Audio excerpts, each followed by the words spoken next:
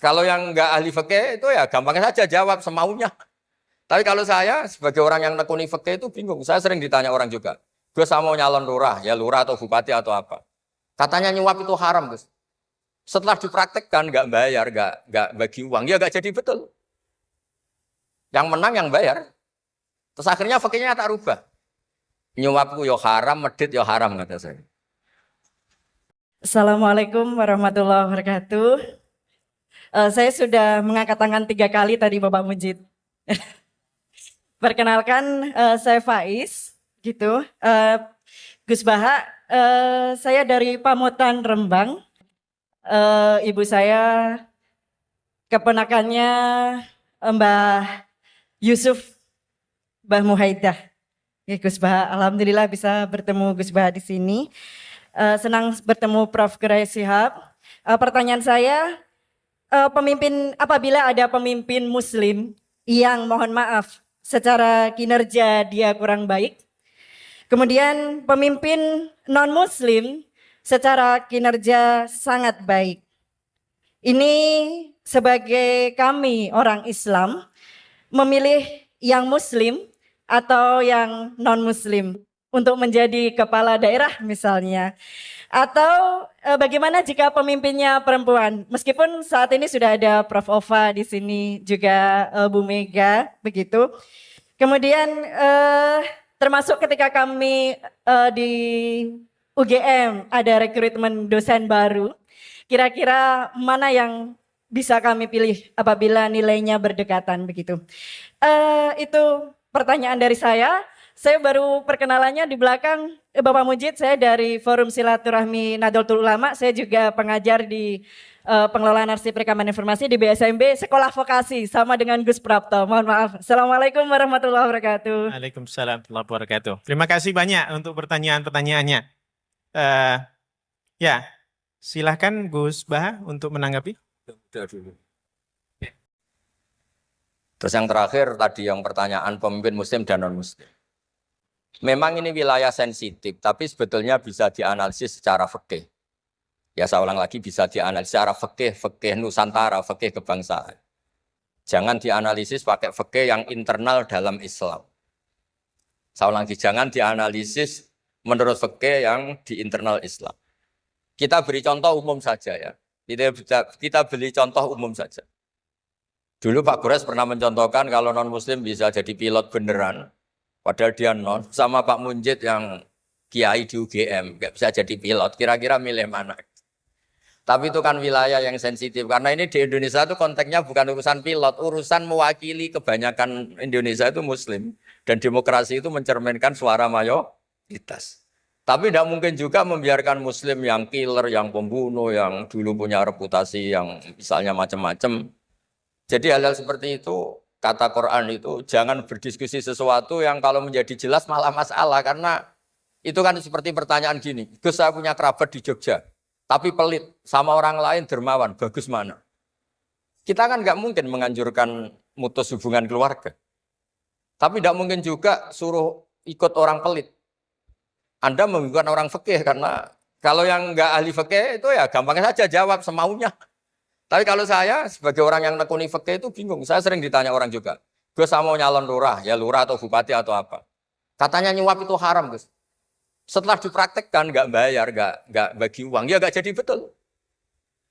Yang menang yang bayar. Terus akhirnya fikihnya tak rubah. Nyuapku yo haram, medit yo haram kata saya.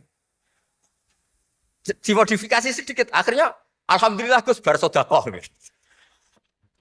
Ya menang akhirnya berkahnya sodakoh. Karena kita sebagai pemimpin, atas nama tidak nyuap, ya jangan juga jadi orang kikir dong. Atas nama ada nyuap terus jadi orang kikir. Repot kan? Tapi jangan juga bayar yang sampai merubah hukum dari orang yang nggak layak mimpin karena bayar menjadi pemimpin. Ya jangan juga sampai gitu. Ya akhirnya saya bilang, nyuap itu haram, medit juga haram. Alhamdulillah barokahnya kombinasi fikih ini. Ya nyuapnya tetap haram, tapi rakyat tetap dapat uang gitu. Tapi nanti ketika Anda tidak layak jadi pemimpin itu juga haram karena menjabat sesuatu yang enggak wilayah Anda. Jadi seni-seni ngelola Muslim, non-Muslim, dan Itu tidak bisa dipukul rata. Karena itu wilayah-wilayah yang sensitif, yang butuh detail, yang butuh satu peristiwa spesifik. Saya pernah ditanya, Gus, saya ini hidup di Amerika, kalau milih presiden kan sama-sama non-muslim, milih yang siapa? Ya jawab yang akhafu dororon, misalnya ada presiden Amerika yang sangat demokratis misalnya. Dia membiarkan Islam berkembang. Sama jenis non-muslim yang Islamfobia, tentu milih yang demokratis. Ada yang dosanya itu membunuh, yang satu dosanya korupsi. Ya milih ya korupsi, karena membunuh itu lebih ekstrim dibanding korupsi misalnya. Itu ada di aturan fikih. Jika sama-sama pasti salah, milih yang akhafud dororen, yang madorotnya ada begitu apa? Besar. Coba kalau kita punya pemimpin yang hobinya itu bunuh. Sama yang hobinya rakus harta misalnya.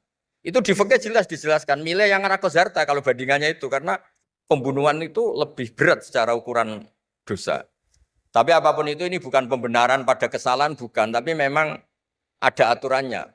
Apa kalau ada dua dororani, dua bahaya, urtukiba khafuma, kalau ada dua hal yang bahaya, dipilih yang paling apa? Ringan kalau dalam konteks ya tadi.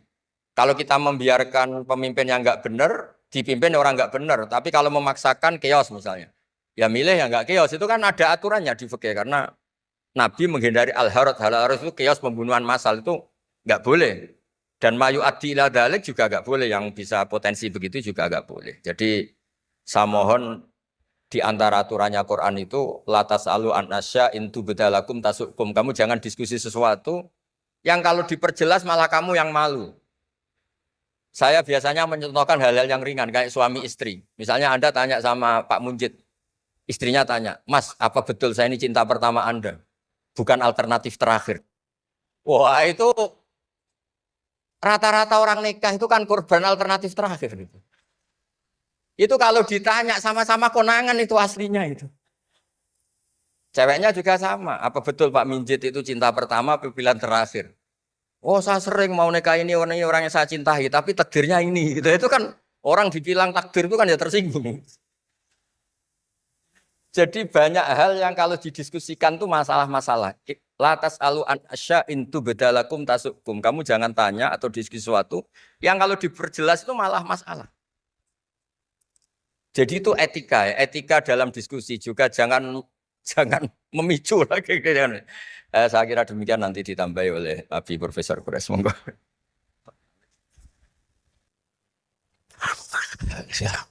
Baik, bismillahirrahmanirrahim.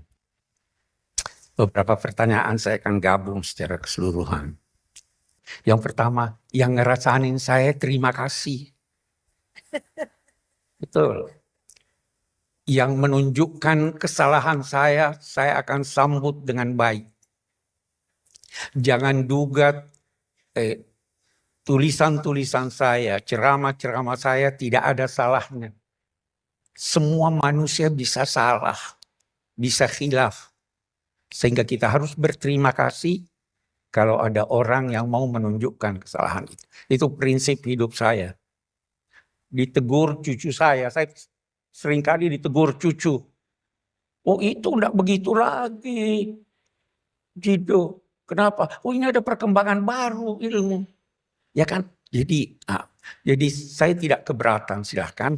Mari kita diskusi, mari kita ini. Yang kedua, jangan pernah beranggapan bahwa dua hal yang secara redaksional berbeda itu pasti bertentangan. Di dalam ilmu logika ada syarat-syarat yang harus terpenuhi baru kita berkata bahwa itu bertentangan. Kalau saya berkata si A datang, Anda berkata si A tidak datang, belum tentu bertentangan. Karena yang saya maksud dengan A beda dengan yang Anda maksud dengan A. Yang saya maksud dengan datang dengan pesawat, yang Anda maksud datang dengan mobil. Yang Anda maksud dengan A datang hari Senin itu, jadi tidak semudah itu kita berkata ini bertentangan. Itu prinsip dasar. Gajah, binatang berbelalai, benar ya?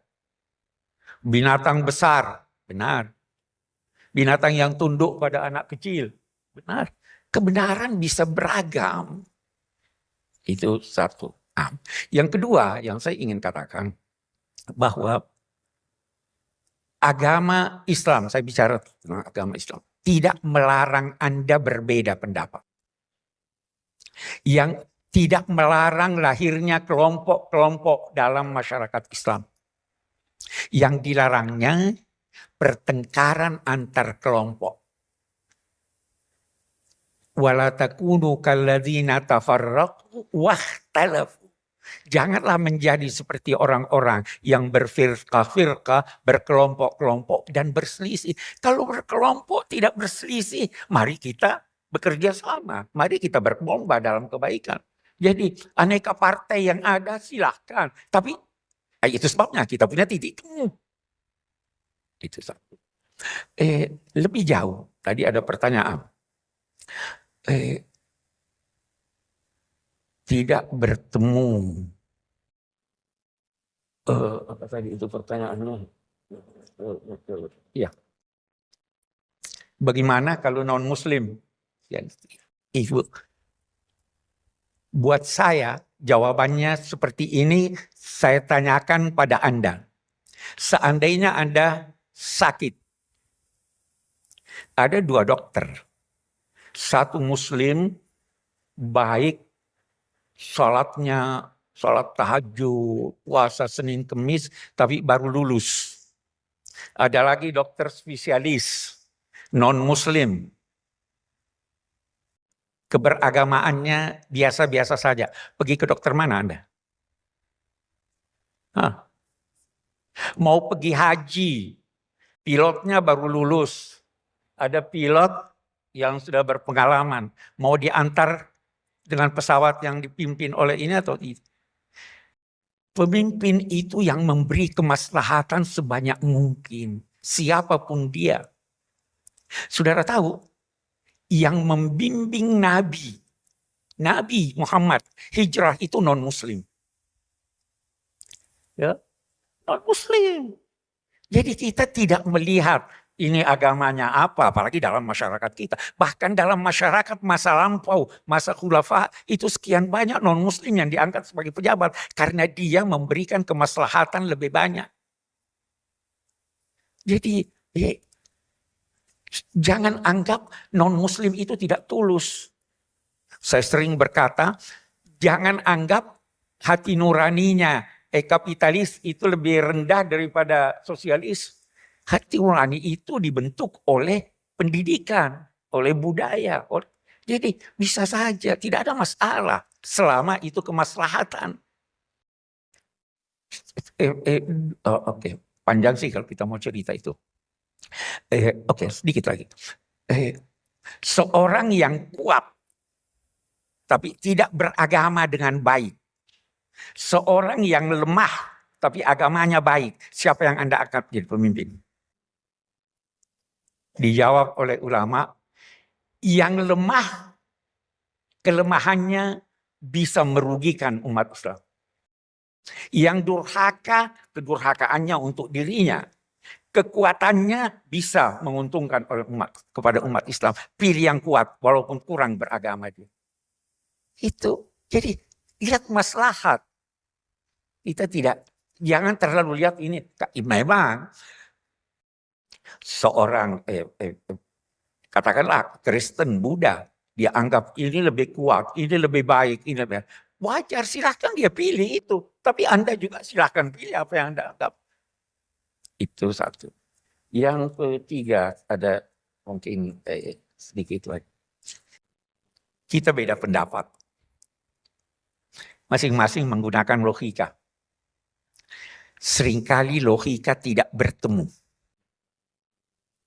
Apa yang bisa mempertemukan kita? Saya pernah baca tulisan seorang filosof India, Shankara. Dia katakan begini.